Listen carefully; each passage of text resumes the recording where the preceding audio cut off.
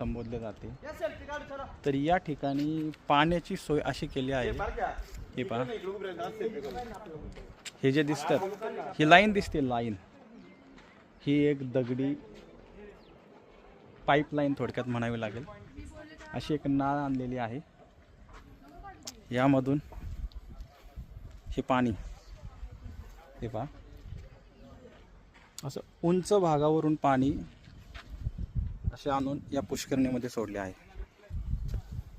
तर या स्थापत्य कलेला सुद्धा मानावं तेवढं कमीच।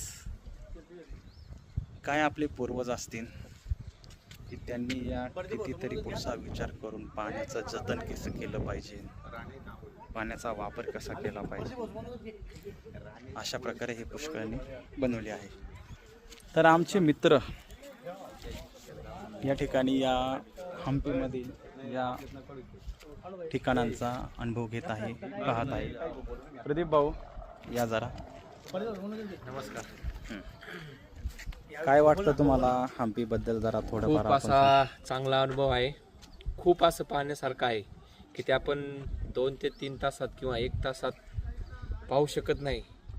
हा जो संपूर्ण परिसर जर पाहायचा असेल तर त्यासाठी आपल्याला कमीत कमी 2 ते 3 दिवस हा अनुभव घेण्यासाठी लागतील।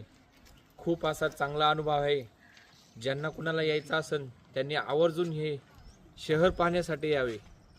धन्यवाद। जय श्रीराम।